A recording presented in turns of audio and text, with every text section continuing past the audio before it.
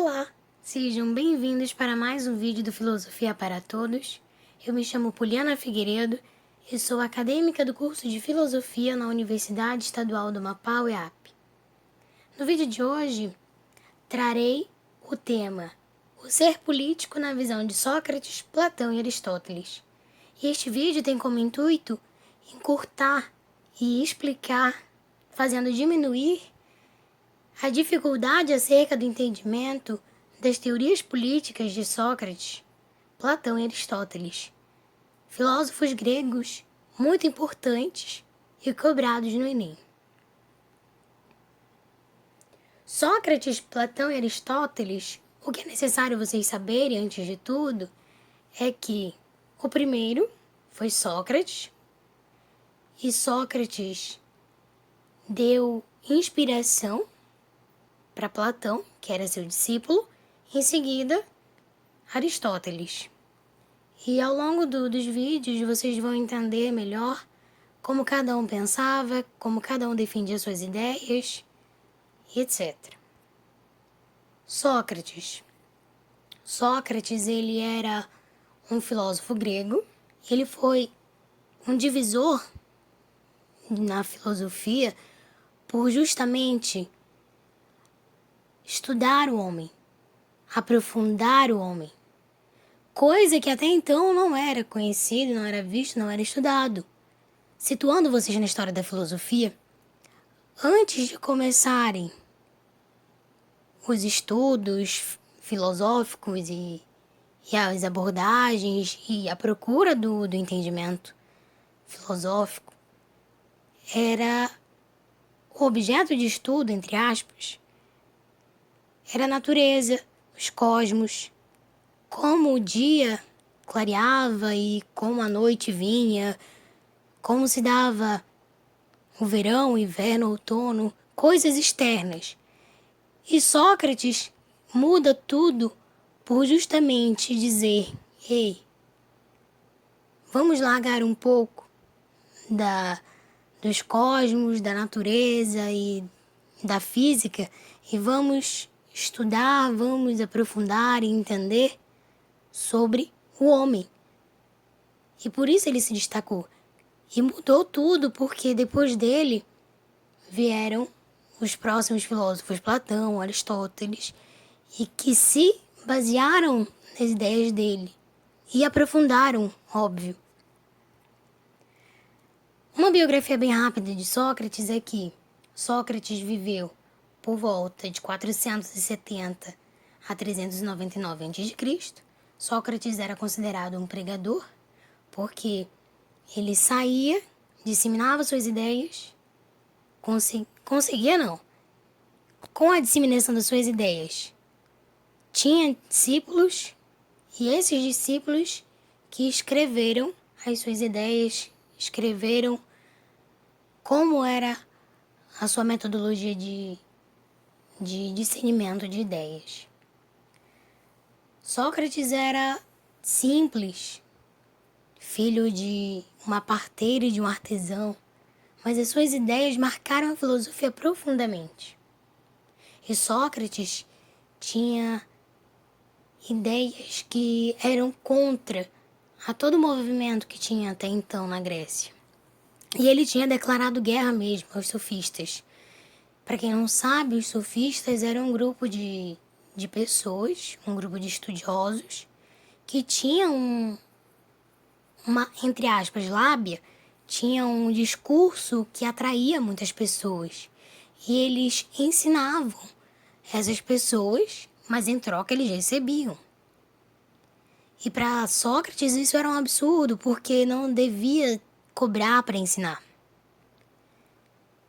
E até então, os sofistas defendem que esse discurso e todo o estudo que eles fazem, entre aspas, é para ganhar uma discussão, um debate.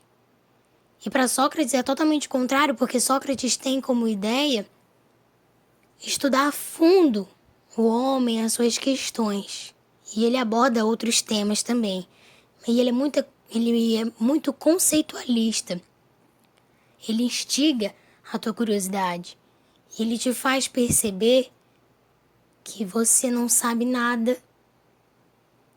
e que é necessário você aprofundar, você estudar sobre a si mesmo. O objeto de estudo de Sócrates era o homem, e Sócrates era politeísta, acreditava nos deuses, e segundo ele, o deus Apolo teria dado a missão dele, que seria: conhece-te a ti mesmo. Sócrates acreditava que a alma era imortal. A alma era o centro do homem. A alma era que sustentava e que inspirava o homem nos seus relacionamentos, na sua vida intelectual e em todas as outras dimensões. Para ele, a alma é mais importante.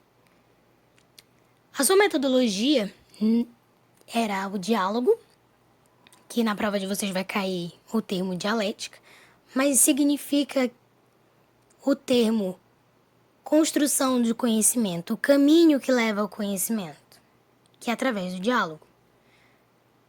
Sócrates era muito humilde e ele reconhecia a sua ignorância.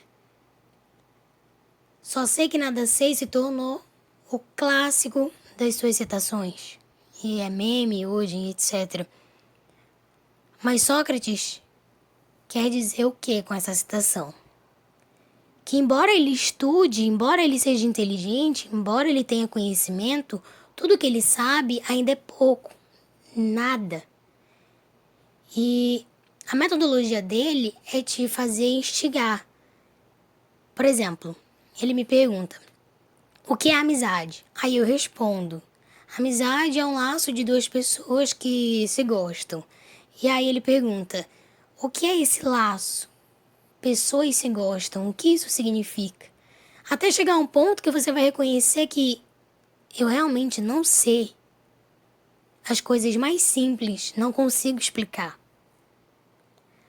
Antropos é o termo em grego, que é a antropologia, é o estudo do homem. E a maiêutica é a metáfora que Sócrates utiliza para dar nascimento, para dar luz. É o momento do parto dessas ideias. Quando a pessoa entra em si de que não entende, não sabe realmente de nada. A teoria política de Sócrates é muito dura e critica a democracia. Segundo Sócrates, era necessário ter um estudo prévio. E ele prova da seguinte forma: o médico, por exemplo, ele precisa dedicar anos da sua vida para adquirir o conhecimento necessário para que ele seja médico, para fazer uma operação, para receitar um remédio. É necessário que ele estude para isso.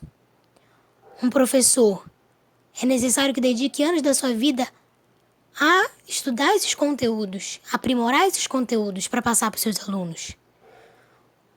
Um alfaiate precisa dedicar a sua vida a estudar, aprimorar suas técnicas, suas habilidades, seu talento, para que possa fazer as roupas. Para ele, na política, não é diferente. É necessário um conhecimento político. E ele dizia que a democracia era como a casa da mãe Joana, em que todo mundo coloca a mão, todo mundo tem o direito de opinar e decidir. E é justamente por causa disso que não dá certo. Porque pessoas que nem sequer estudaram, nem sequer sabem o que um político faz, tomam decisões. Então, para ele, é muito importante que se tenha um conhecimento aprofundado para que seja aplicado à política.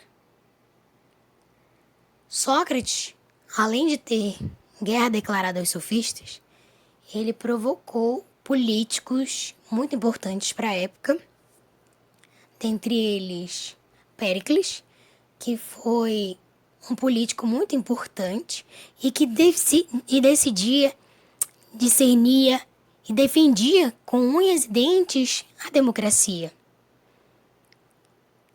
Sócrates fez essa crítica dura e foi considerado uma pessoa que, com o seu conhecimento, se envolvendo com jovens, disseminava essas ideias e Atenas seria corrompida por suas ideias.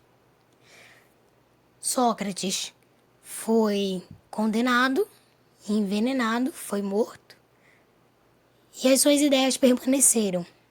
Criaram frutos nos filósofos que, em seguida, com base nos seus estudos, com base nos seus ensinamentos, permanecem estudando, aprimorando, discordando de suas ideias.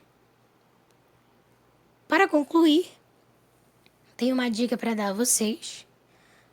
No Enem, a filosofia lá cai com textos enormes, textos complicados, mas não se assustem, porque a técnica da prova é essa: fazer vocês lerem e se cansarem. Mas, se vocês entendem os conceitos chaves de cada filósofo, tudo isso fica muito claro, muito simples. Vamos lá. Uma conversação de tal natureza transforma o ouvinte. O contato de Sócrates paralisa e embaraça.